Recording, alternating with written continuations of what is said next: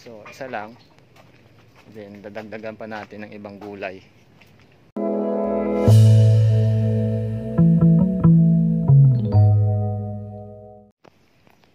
So ngayon mga tol ay kuha tayo ng patula. Ayun o. Alright, so gugulayin natin. Yan. So, gulayin natin. That is... Alright, ito na. Tara.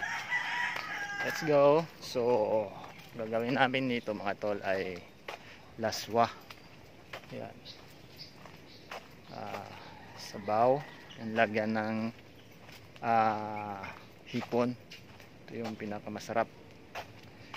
Alright, so isa lang.